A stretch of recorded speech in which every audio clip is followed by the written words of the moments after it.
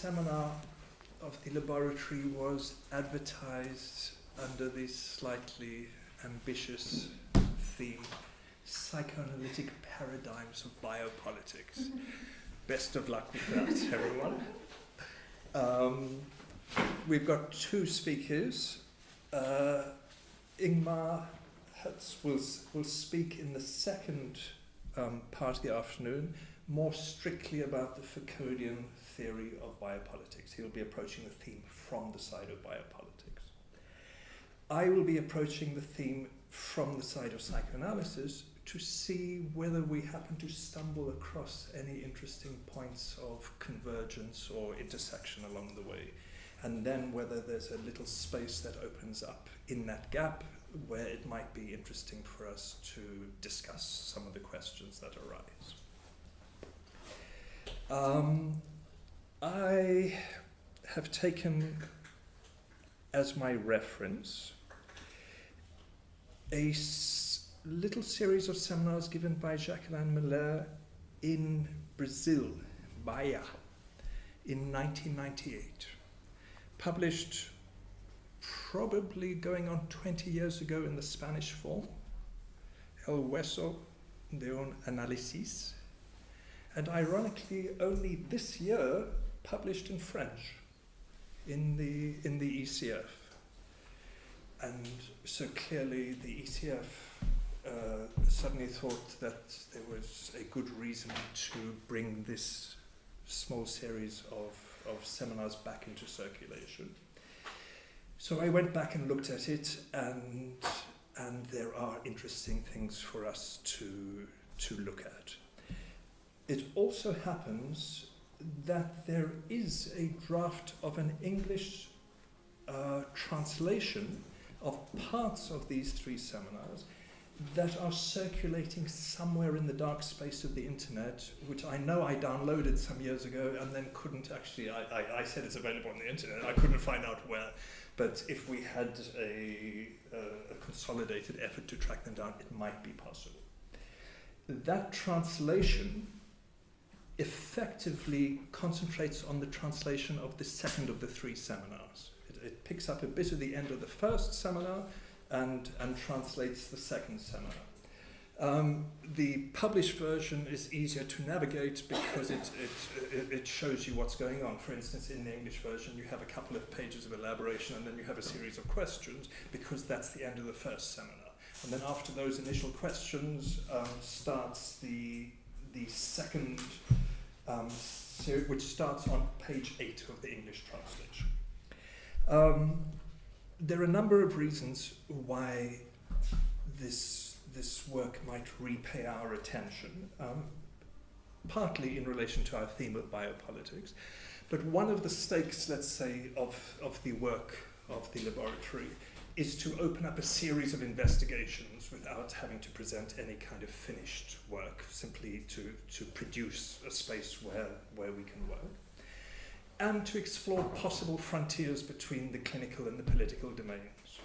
Not just in terms of the possibility of using the clinical vocabulary to read the political, but also to understand the degree to which confrontation with some of the political questions of our time help clarify the stakes of the contemporary psychoanalytic clinic. And I found that this particular theme is something, if nothing else, that's brought into focus central clinical questions off the basis of what we might call the political challenge of biopolitics. I'm going to walk us through what's available of the English text and try to indicate to you where it crosses over with what we might consider the psychoanalytic question of biopolitics. It also has an intrinsic interest within the work of Miller, not just in terms of helping us read the trajectory of Lacan's work, but I was struck to find out that the questions that one can see Miller formulating almost for the first time in this little series of seminars on the other side of the world in Brazil, brings into focus a question that we can say that the subsequent elaboration of the texts that we have in English as the paradigms of jouissance is a way of responding to. We're familiar with a rather awkward translation of paradigms of jouissance in Lacanian ink, but we have it in the form of some kind of doctrine of jouissance. I find it much more productive and much more interesting to be able to resituate the question to which those paradigms respond in Miller's work and also in Lacan's work. Again, we have the advantage that these seminars given in June or something of '98 were then taken up by Miller in his course on his return to Paris. So there's a further elaboration, very close reading to what he's done there, but with a certain clarification in 4 chapters of the course 97-98, which is published in Spanish under the title The Partner Symptom. These are the 4 chapters in the Spanish edition between 15 and chapters 18, which go from the session of the 29th of the 4th, 1998, to the 27th of the 5th, 1998, for anyone who can get hold of the French version online. The subsequent year of Miller's course, effectively his 98-99 course, goes in publication under the term Experience of the Real. That is the text, this series in which we find the elaboration of the paradigms of jouissance over 3 sessions of that course, chapters 13 to 15 in the Spanish edition, from the 24th of March 1999 to the 7th of May 1999, is Miller's own elaboration of these paradigms that we then have in the published form. Why I'm taking the time to just point you in this direction, because in the course of that same seminar course, Experience of the Real, a number of sessions later, we will bump into what we have published in English under the term of Lacanian biology and the body event. That's where we're going. But here we see the opening of a series with these 3 seminars from '98 that will culminate later in the year 1999 with the sessions on Lacanian biology, which go from the 12th of May 1999 to the 26th of May, Lacanian biology and the body event, which situates the question of the symptom and the body event, which to some extent launches what has now become the contemporary Lacanian orientation as elaborated over the past 20 years, with the question of the symptom, the par l'être, and the speaking body. Absolutely the foundation of the contemporary political stakes of the field. So a lot of work to cover. We have to gauge the rhythm with which we address these questions without trying to go too fast nor getting bogged down in some of the details along the way. But I think we could take our time to try to unpack these questions, because to some extent they provide a completely new way of understanding what's going on, not just in the Lacanian theory, but most of all in the clinic. That is the introduction. The bone of an analysis. Miller poses the central operation of an analysis, which he calls the operation of reduction. He opposes to this operation of reduction the operation of amplification. Amplification indexed on the side of the signifier, the capacities of signifying the language to proliferate with meanings and senses, and hence indexed on the other. Opposed to this, the operation of reduction indexed on object A rather than on the signifier or the other, object A as the product of the operation of analysis. He then wants to trace an account of the stakes of the analytic procedure in this dynamic between amplification and reduction, between signifier and jouissance, other and the object.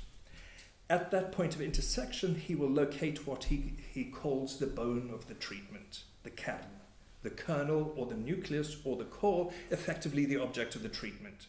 In the sense both of the aim, the objective of the treatment, and the outcome. What will be played out at the point of intersection between these notions of amplification and reduction will be the question of the end of the treatment.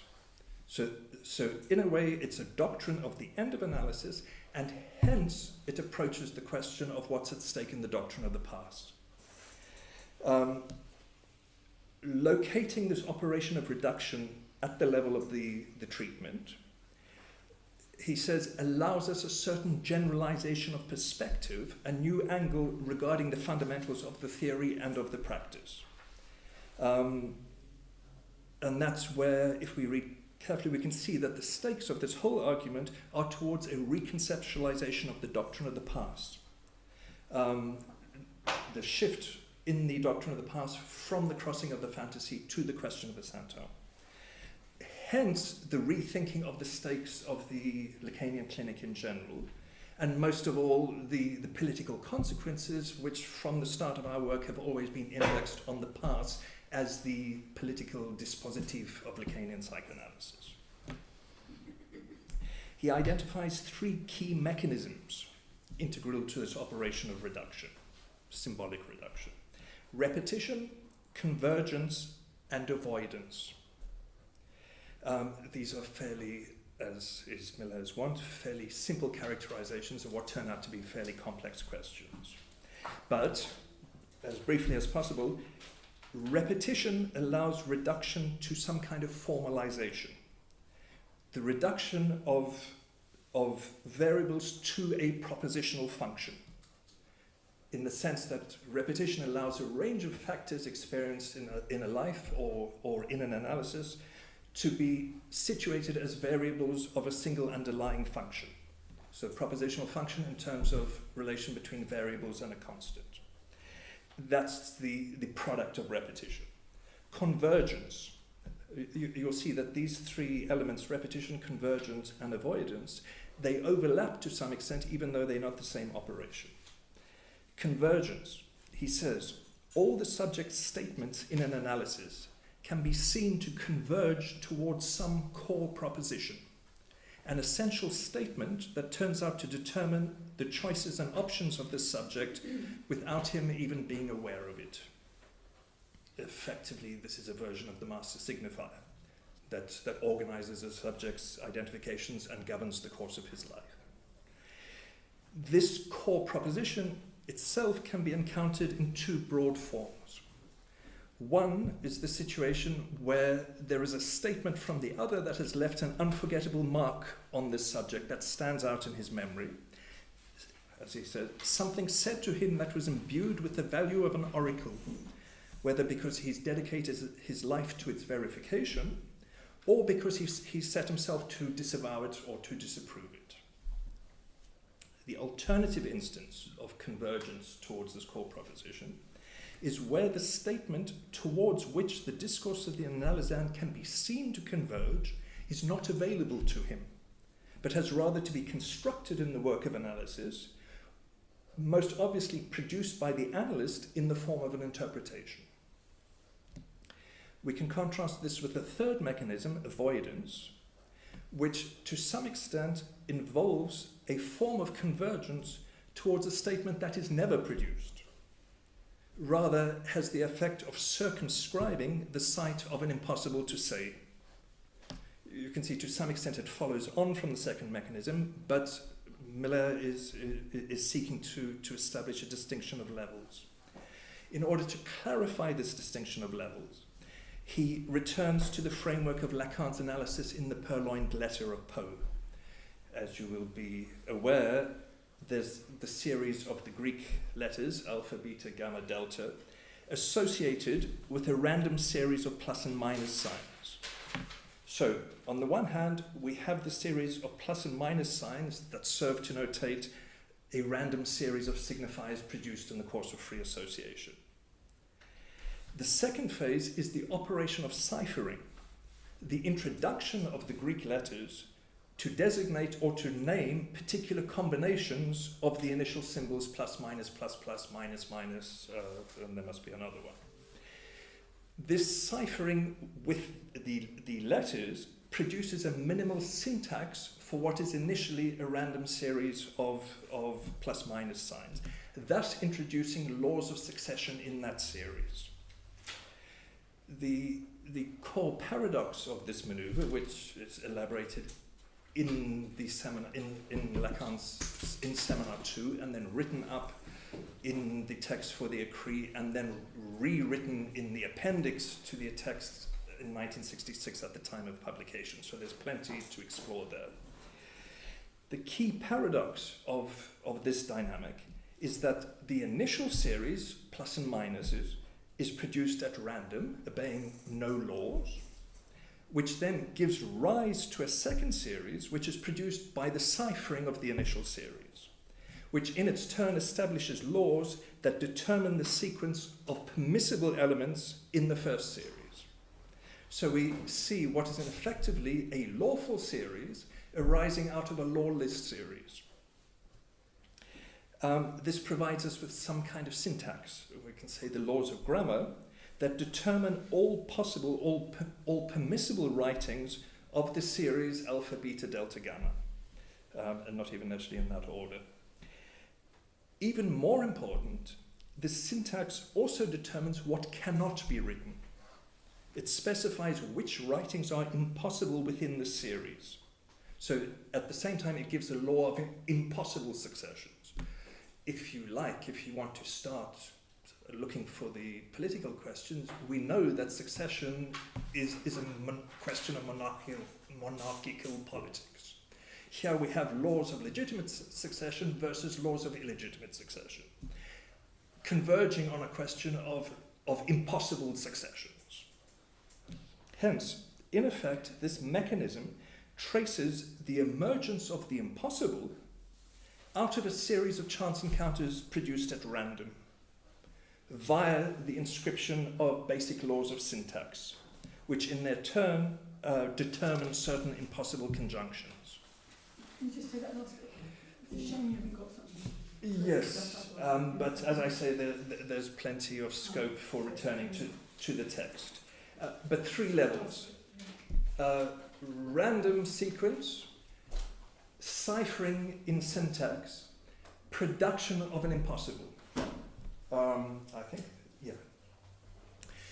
In the purloined letter, Lacan uses the Latin term caput mortuum of the signifier, which is literally the dead head, the skull of the signifier. You see, we're not far away from the bone of the analysis, which, as far as I'm aware, is also an alchemical term for the slag of chemical reduction.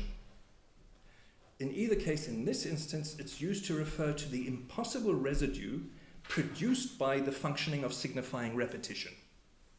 So on the one hand, we have the construction of the signifying machinery of the unconscious, syntactical laws of repetition and convergence, elements that repeat themselves within the domain of unconscious knowledge. But avoidance introduces us to another dimension of this signifying apparatus, in that it indexes elements that do not appear, where it's the avoidance that repeats itself, sketching out, shall we say, some kind of impossible writing, which is the other side of any kind of syntactical necessity.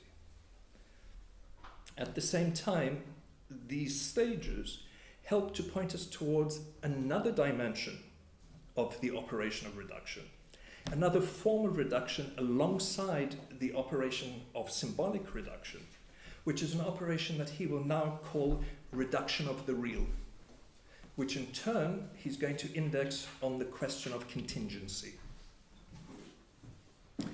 There's a quite useful brief elaboration of Lacan's logical modality of writings on page 12 of the English edition, where Miller shows in what ways the signifying machinery of the unconscious is played out between the two modes of necessity and impossibility, those two levels, repetition and avoidance. The laws of repetition under the modes of necessity are the terms which, under Lacan's logical modes, the terms that do not cease to write themselves, the necessity, the terms that do not stop writing themselves. The register of necessity, the mode of necessity, is then contrasted with the mode of impossibility, which is sketched out, shall we say, in the interstices of signifying repetition, under Lacan's definition of impossibility as that which does not cease to not write itself. So we have necessity and impossibility as two sides of logical deduction. But both these dimensions, both these terms, necessity and impossibility, are deployed within the register of logical deduction, that which can be deduced from the logic of the signifier, the calculability of signifying articulations. Miller will now introduce another dimension of significance via this question of contingency, formulated in very simple practical terms as the question of why it is that some particular signifier, some particular term or phrase within a subject's history has taken on a particular weight or such a determinative value for that particular subject. So here we're confronted with the question of contingency, that which cannot be deduced, shall we say. Miller formulates this question as, when we ask why a given term has a given value in a subject's psyche, we are always referred to contingency, to the contingency of a particular history, precisely something that in Lacan's terms ceases not to write itself. That's his logical formulation of contingency. The essential point of that development for our purposes today might be the fact that the value of this signifier cannot be deduced. It cannot be calculated in terms of any abstract laws of signifying structure or signifying articulation. It rather introduces the element of contingency indexed on an encounter, ultimately some kind of traumatic encounter, a premature encounter, or at the very least a missed encounter. And again, Miller, leading us by the hand, says, everything in analysis that concerns enjoyment, the modes of enjoyment, the emergence of a particular mode of enjoyment for a subject concerns contingency and not the necessary or the impossible. So at this point, we find the introduction of the incalculability of the experience of jouissance, indexed on the encounter, on the function of a contingency, highlighting the degree to which jouissance is not programmed. It's not part of the signifying program. As Miller puts very, very dear, there is truly a glitch in the programming at the level of jouissance. You will see that this is the key political question as much as it's the key clinical question. This glitch in the program exposed by jouissance is, shall we say, a clinical question, a subjective question for each one of us, whether in analysis or not, confronted by the incalculable element of jouissance that's ultimately indexed on the fault line of the sexual non-rapport. But it's also a more general question for the theory and technique of psychoanalysis, a practice which operates only with the instrument of speech, which is confronted with an element of jouissance that is of another order, which is resistant to the programming of signifiers, opaque to meaning, and constantly escaping from the grasp of speech. You can see why it's at this point that we might seek to align the clinical and the political questions. We could say, without simplifying too much or pushing it too much, that the political discourse of laws, institutions, and government is indexed, shall we say, on the calculability of subjects, one of the key Foucauldian themes. But at the same time, the the art of government, shall we say, is confronted with the analogous question of its point of purchase on the living body, which turns out to be refractory to capture by discursive and institutional structures. Hence, it's at this point that we can seek to align the stakes of biopolitics, or the biopolitical turn in politics, with the clinic of the centum, which we might situate as the biopolitical turn at the level of the clinic. You can see that this question of the fracture, the causal gap between signifier and jouissance, is a question that's at stake in the development of psychoanalysis from the very beginning, from one end of psychoanalysis to the other. Via Lacan's reading, Freud's discovery of the unconscious via the works on dreams, jokes, and parapraxis, essentially the laws of unconscious signifying articulation. At the same time, the parallel development of the 3 essays on sexuality on the question of the development of the libido. The question of the alignment between these two registers of the Freudian discovery, right from that very start, is a question that can be tracked right through all the modulations of theory and practice in the Freudian theory and in the Lacanian theory to the point that we have it today. All different modulations around that fundamental fracture, the central fault line, which Lacan reduces to us between the fracture between signifier and jouissance. So on the one hand, the elaboration of the signifying machinery of the unconscious, and on the other hand, the question of the drive, the libido, jouissance, and the constantly unresolved question of how these two registers are to be articulated against one another. What I'm hoping to do for you today is to try to situate the biopolitical question at the heart of the psychoanalytic clinic in terms, at that point, to expose the question, shall we say, that underlies and motivates the series of paradigms of jouissance that Miller helps us to see traversing the course of Lacan's work, which in each case are different modalities of the articulation between signifier and jouissance, paradigm 1, paradigm 2, paradigm 3. But this is where we can see some of those questions coming into shape, and as I said at the beginning, it's maybe most productive to get the initial question into place in order to see different ways of responding to that question, whether it's within the clinical psychoanalytic field or whether in the political field. It's not just that there's a glitch in the program when it comes to jouissance, not just that jouissance turns out to be the glitch in the program of the signifying apparatus, it's the spanner in the works, shall we say, of the signifying machine. But conversely, it also means that there's no way of deducing from any particular articulation of signifiers the quantity of jouissance that might be invested in those signifiers.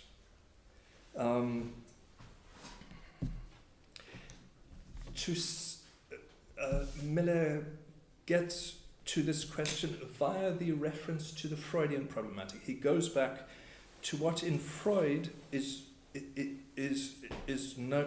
what Freud refers to as das quantitative moment, the quantitative factor, which in essence is the question of libidinal investment. It's the question of the libidinal investment and disinvestment in unconscious formations. Here, Miller refers to Freud on hysteria, where he says that there can be unconscious fantasies within the hysteric psyche which coexist quite happily with a normal functional daily life, until a certain point where those unconscious formations of unconscious fantasies become reinvested with libido and start producing pathogenic effects and symptoms. Freud himself describes the reinvestment of this apparatus of fantasy, these unconscious formations, as being due to a revolution in the libidinal economy, in the distribution of investments. I think we can consider this not so much revolutionary, shall we say, in the Marxian sense, but revolutionary more, shall we say, in Hannah Arendt's sense, in that it's precisely because it concerns a rupture in the order of causality. It's not just that it occurs at the threshold of the relation between the symbolic apparatus and the libidinal investment, but it's a rupture of causality played out at the level of contingencies and therefore cannot be anticipated nor necessarily explained why that took place at that particular moment, even though subsequently we can sketch out a convergence of factors. It's also at this threshold that Miller points out that it's here that the question of the analytic act will come to be inscribed. Exactly on this margin, the threshold between symbolic reduction and quantitative reduction, and thus essentially in the modality of contingency, the incalculable, the unexpected. And conversely, it's in the same space that the past will come to be inscribed under the mode of possibility, even at the simple level that the past is not obligatory for all. It's a possibility. It's an opportunity for each one to testify above all about what happened in the course of their analysis, what was played out in that gap between signifier and jouissance, in a singular, contingent, and non-standardized way, one by one for each particular subject. Hence again, we see why the past functions today as a as a non-standardized political space, not colonized by the calculability of signification.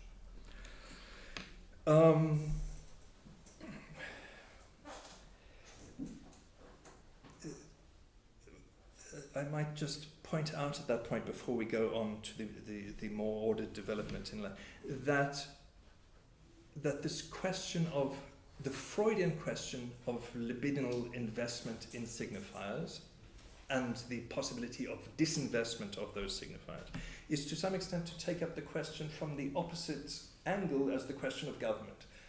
We could say in these terms the question of government is how to use signifiers to capture subjects, to order and regularize and govern subjects. In this instance, the question is posed in the other direction. Well, how does it happen that investment comes to be invested in particular signifiers? In this text, which we're setting up as a preliminary version of the paradigms of jouissance that will give the more elaborated, more nuanced version of these various stages, Miller poses some of the main ways in which Lacan attempted to address this question in the course of his work. This question of the gap, the hiatus between signifier and jouissance, effectively the gap between the symbolic and the real. There are different ways of ordering this series of carving out, as you see in the paradigms of jouissance. Some of the stages overlap, some involve a rupture. But some of the main points of the terms, the concepts situated at the intersection between signifier and jouissance are the image, identification, fantasy, enjoyment in the side of jouissance, and then the symptôme. In this particular series of seminars, he will consider primarily the first three of those: the image, identification, and the fantasy. Passing quickly through the question of the role of the image in Lacan's early theory as the condenser or retractor of jouissance.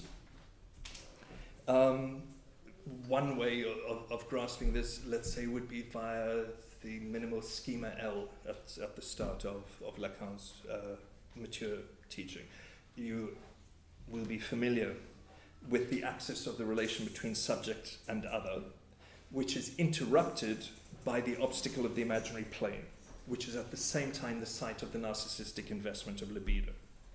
So we have the inertia of narcissistic libido situated in the imaginary plane between A and A prime, which poses an obstacle, shall we say, to the good functioning of the signifying machine. The aim of the psychoanalytic treatment conceived within this framework then turns on the notion that the truth of the subject, the symbolic message of the subject, is tangled up in the imaginary inertia of the imaginary register, which needs to be freed by the work of analysis from its imaginary capture, so that, let's say, the truth of your being can be freed up to symbolic recognition by the other, making room for the assumption by the subject of lack of being, castration, death, various forms of the void. The second version of the articulation of answering this question, how does jouissance come to be invested in signifiers, is centered on the notion of identification, which we'll see is maybe a more elaborated version of the question. Why identification? In relation to the question that we've tried to situate, we'll see that in the first instance, identification is what shows us the capture of the subject by the signifier. The subject is captured by the signifier under the mode of identification, and precisely in function of the jouissance involved, provided by the identification. Here there would be room to also take on, shall we say, the question of the phallus in the central problematic of phallic identification. Identification worked out primarily around the notion of phallic identification. In, shall we say, most obviously in Seminar 4, where we see the phallus situated as the object of the mother's desire. Then the subject's identification with the object of the mother's desire, which to some extent is a paradoxical object, in that in the first instance it does not exist. And to some extent is not even an object, but if anything features as an image, but anyway stands in for the missing X, the signified of the mother's desire. Whether it's grasped as an object, as an image, as a signified, as an imaginary signifier, all versions that we see Lacan working of the phallus, and then established in its status as signifier, as privileged signifier of desire, only to further down the line be then transformed once again and converted into the signifier of jouissance. So part of the grappling, shall we say, with the signifier in the classic phase of Lacan's work is to actually pin, to some extent the phallus is everywhere, is to pin down, but where is it and what it's doing, given that to some extent it's the metonymic object that can't be pinned down. But it functions in various phases of Lacan's work as object, as image, as signified, as imaginary signified, as signifier of desire, and then, as I say, we re-encounter it as a signifier of jouissance. But in each of these, the earlier instances, it's a privileged element from either the imaginary or the symbolic register that attracts libidinal investment in a privileged way. To some extent, it just came into view for me via this pathway. The phallus comes to the place of the ego in the earliest imaginary phase of Lacan's work, the mirror phase, where the image of the ego is the privileged site of narcissistic investment. It's the ego that is the object of narcissistic investment. And then we see the image of the phallus coming to the same place as the site of narcissistic investment, and eventually even formulated as a reservoir of narcissistic libido. But we see there is a way to negotiate some of these contortions, shall we say, around the status of the phallus in Lacan's work, precisely to consider all of these different maneuvers as attempts to answer that central question that arises at the conjunction that we've already located. Because in each version, shall we say, it's the term or the signifier that by definition concentrates the investment of libido in itself. So to some extent, phallic identification resolves the question by masking it, by making the question go away, because it's by definition, it's a signifier that's invested with jouissance. So it serves to make the question go away, both for the subject in analysis under identification, and for the theory. It's one way to answer the question almost by definition. All of that is one way, shall we say, to account for what we could call the fascination of the phallus in Lacan's work, which, as you know, is itself a political question, a source of various misunderstandings, criticisms, rejections.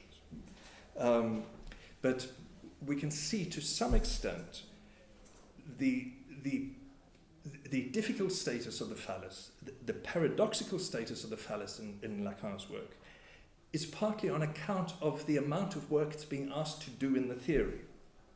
It's effectively the signifier that's given the role of both in some way incarnating or guaranteeing the relation between signifying, articulation, and libidinal investment. So there's a kind of doubling up, there's a constant doubling up of the status of the phallus, not just a moving through the different registers, but a doubling up because to some extent it is by definition the signifier that guarantees the possibility of signification itself. So it's always in a paradoxical position, which then itself, the phallus, is doubled up with the signifier of the name of the father, which the name of the father is then called on to guarantee the status of the phallus, while the name of the father is asked to stand as guarantee of the lack in the other. So there's a doubling up on the side of the phallus, and there's a doubling up on the side of the other of the other of the other, which is to some extent what the name of the father is, all held in place by the paternal metaphor, where it's the name of the father that guarantees the function of the phallus. But that effect of doubling, we can trace all the way through the classical period of Lacan, most obviously in Seminar 5, but all the way to the introduction of the symbol capital phi in contrast to the symbol for minus phi, most obviously in Seminar 8, where capital phi will now become the signifier of jouissance, and again, the reservoir of a jouissance that cannot be negated, which to some extent is yet another way of short-circuiting that initial question, which is to some extent why we find that capital phi introduced into Lacan's work, it floats around a little while and then it's not clear where it's gone, but it's never really elaborated or its status is never really pinned down what it's doing there, a bit like the phallus itself, if you like. But most obviously within the theory, because in that place will then come the elaboration of the fantasy, which is the third big working of this question between signifier and jouissance.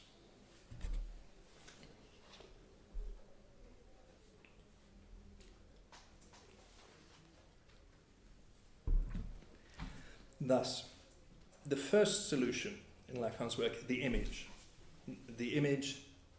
that attracts libidinal investment, that serves as a privileged site for the capture and localization of jouissance, which we tend to dismiss as a preliminary, unelaborated approach to the question. But perhaps that question retains all its interest in the current era in which we find ourselves captured by images as never before. So to some extent, rather than saying, oh, well, we're now down the far end of Lacan, we've moved beyond this imaginary nonsense, well, the image is upon us as never before, and we could even ask whether it's actually images that serve for the capture, localization, identification of jouissance, far more than signifiers in the current zone. The second solution, identification, in particular as elaborated around the question of phallic identification. Because you can see, we see in the course of Lacan's work, he articulates the elements of imaginary identification in the first instance, identification with the image, but at the same time, that imaginary identification is articulated, is organized in relation to a signifier. So the imaginary identification is articulated with symbolic identification, and until, to some extent, the master signifier is extracted as the signifier of the signifying capture of the subject. But the third solution, which is maybe the most extended over the course of Lacan's middle work, effectively from at least seminar 6 as far as seminar 15, is the fantasy, which we could say provides maybe one of the most robust frameworks for addressing this question. Because the fantasy itself, as you'll be aware of from is conceived as a way of articulating two heterogeneous elements. On the one hand, we have the bowed subject of the signifier, the subject as the effect of signifying articulation. And on the other side of the losange, we have the object A, the object of jouissance, Lacan's way of writing Freud's quantitative factor. So to some extent, the fantasy again does all the central work of articulating that zone. On the one hand, it puts in play the imaginary element, the phantasmatic scenario of the fantasy. At the same time, it's introduced and organized by a symbolic function. The fantasy follows a script that determines the place of the subject and the object in the scenario. And at the same time, maybe most important, the fantasy serves to stabilize the subject in relation to jouissance. So we have, on one side, the empty subject of the signifier, which is, via the fantasy, put in a stable relation to a plus of jouissance, the plus de jouir, the surplus jouissance. So the negative of the subject on the barred subject, the negative of the subject, in relation to the plus of the object, the surplus object on the other side, which comes to bring the complement of jouissance to the mortified subject. So we see how even the minimal writing of the fantasy provides the framework within which the question of the relation between signifier and jouissance is worked out for a long time in the course of Lacan's work, as it is for the subject and analysis. It also then becomes a question for the stakes of the ending of the analysis, where we see the notion of crossing of the fantasy posed as a form of disinvestment, untangling oneself both from the signifiers of identification and the enjoyment that's encapsulated in the fantasy. Miller thus lines up at least three possible modes of ending an analysis in relation to these three versions of these conceptions of the core stakes of the analysis. We could say one, disinvestment from the imaginary; the other one, the fall of identifications, the subjectivation of the lack of being, whichever form it takes, void, castration, death, or the crossing of the fantasy as the third version. But as Miller says, by lining up these three versions as responses to the same question, we can see that in each instance the question is the same question. They different ways of addressing that core question. But they also help us to bring into view, shall we say, which is the last part that I'm trying to get to, the fundamental conversion of perspective that takes place in the course of Lacan's work, where he leaves those three versions behind and moves towards the question of the body event and the symptom, which involves a completely different organization of these elements. And with your patience, I'll try to just get us to that point where we could say it's maybe a little bit easier to see, shall we say, the biopolitical stake of that part of the clinic.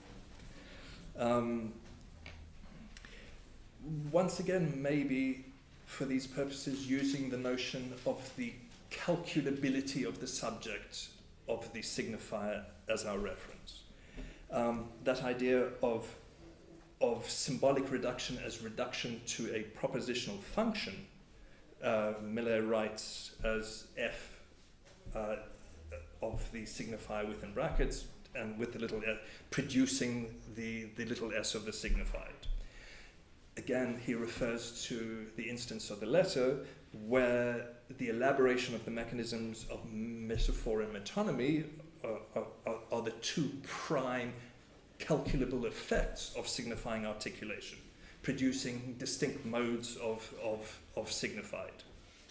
Part of the stake of that whole elaboration in Lacan's work is to situate the subject within the register of the signified, itself as a particular effect of signification, which is then in principle calculable according to the different modes of signifying articulation. And metaphor and metonymy organize the production and place of the subject. But by definition, that subject, the subject of the no flash photography, please. By definition, that subject of the pure subject of the signifier is an empty subject. To some extent, it's a subject without body. It's a subject that's defined simply in relation to a missing signifier in the chain of signifiers available in the other. Hence the barring. It's something that emerges in the gap between signifiers, in the place of a missing signifier.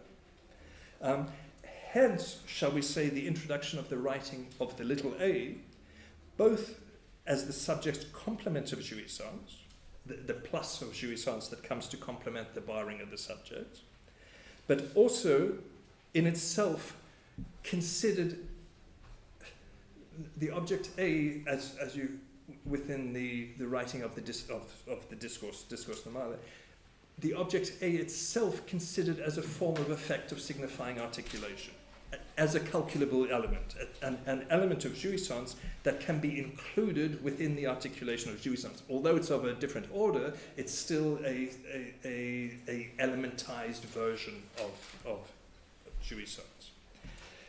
As Miller shows us on a number of occasions, the object A does not hold up under those terms as we get closer to taking on the real.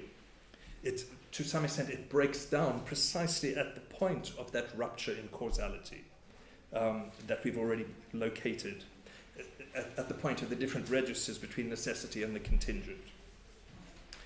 Miller points out that given that the object A is seen not to be, let's say, equivalent to the subject as effect of signified, there are various options. Either the object A is an element that can be calculated in the same way as the signified, calculated as an effect of signifying articulation, even if in terms of some kind of economic calculability of jouissance, which still relies on the signifier because there's no calculation without the signifier. Or, alternatively, object A cannot be calculated. It's then, we have to acknowledge that it's ultimately of another order, not derived from the signifier. Or conversely, and the more interesting option, is the relation signifier-signified is not itself an adequate framework for addressing the practicality, the pragmatics of the clinic of jouissance. All of these are, let's say, indications of some of the questions that Seminar 20 can be seen to address, which leads us not just towards shall we say, a marginalization of the theory of the object A, but at the same time to a more profounding of the entire structural linguistic theory of the relation between signifier and signified. And we find Lacan postulating, in effect, that there is no necessary relation, no calculable relation between signifier and signified, but that relation is itself arbitrary and contingent. On one hand, he introduces the new approach to language via the notion of Lalande. But at the same time, all of this turns around a completely new conception of the signifier, which is now considered not in terms of its relations to the signified, but now in terms of its effects of jouissance, leading to the core, one of the core propositions of Seminar 20, that the signifier is considered as the cause of jouissance. We could say, and we will say, that this notion of the signifier as cause of jouissance, found formulated in Seminar 20, those early couple of chapters on writing, so I think 2 and 3, we see the reworking of these questions. This notion of the signifier as cause of jouissance can be situated as the pivot of the conversion of perspective in the theory that Miller is referring to here. Something that, in fact, in the end can be seen to turn the entire theory inside out. Because that proposal, that the signifier is the cause of jouissance, calls for a reorganization and a redefinition of all the key terms of the theory, even though the same terms are and effect a reorganization of the space within which they are deployed. Most of all, it entails the abandoning of the repressive hypothesis, the conception of the relation between signifier and jouissance in the mode of negation, whether in the form of repression, prohibition, censorship. So, to some extent, the contingency of jouissance comes to override the calculability of the signifier. I'm hoping we'll have a chance to pursue this as both the key clinical and the key political question.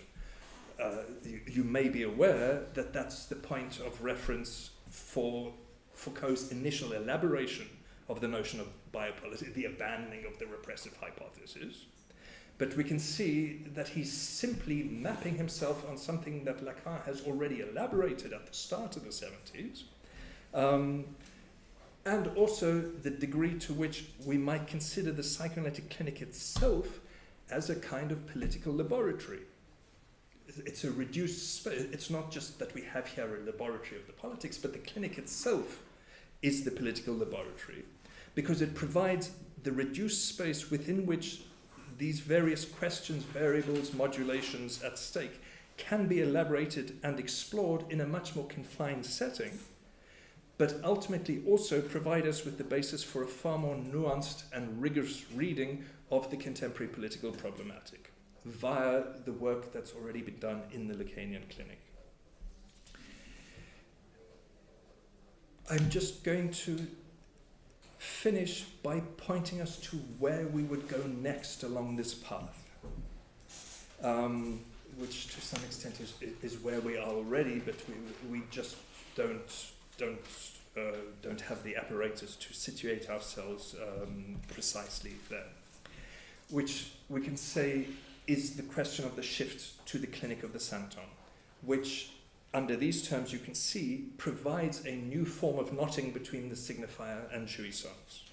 So we go from the empty subject of the signifier to the embodied subject of the par lettre.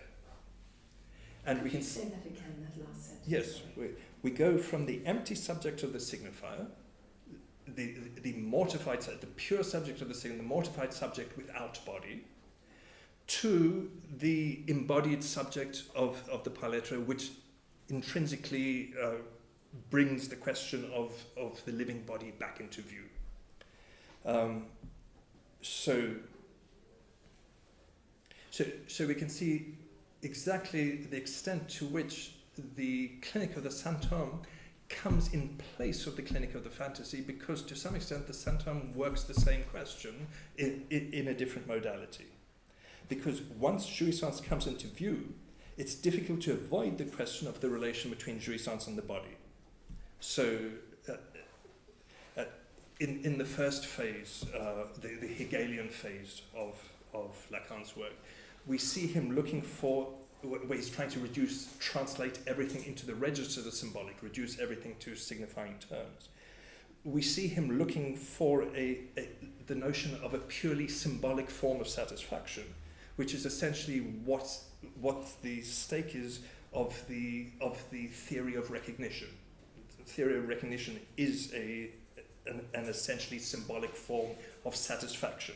The subject seeks recognition by the other and is satisfied by the recognition produced by the other, even within the framework of the wits. But once the problematic of jouissance comes fully into view, it then becomes difficult to avoid the question of the relation between jouissance and the body. The formula, a body is required in order to enjoy. So, to some extent, the living body comes back into view where it's been previously masked precisely behind the image. In the mirror stage, we have the image of the body. So the body only registers as an image. When Lacan moves to the primacy of the symbolic register, the introduction of the symbolic, the body is introduced as symbolized, shall we say. It's the translation of all the imaginary terms into the symbolic register.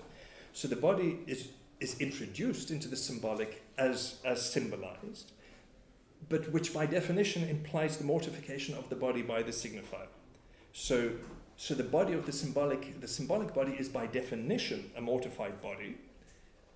The evacuation of jouissance by the operation of the signifier, which is to some extent one version of the notion of castration, apart from certain exceptional zones of the body that retain a certain residue of libidinal excitation, the erotogenic zones, and the objects associated with them that provide that plus of jouissance.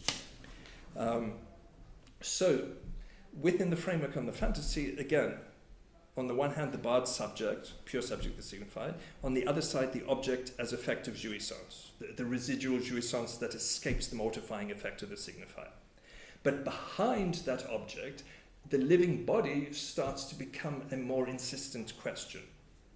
And it's here that we have to recognize that alongside the effects of mortification, the signifier also has effects of jouissance, even within the basic framework of the discourse of the master.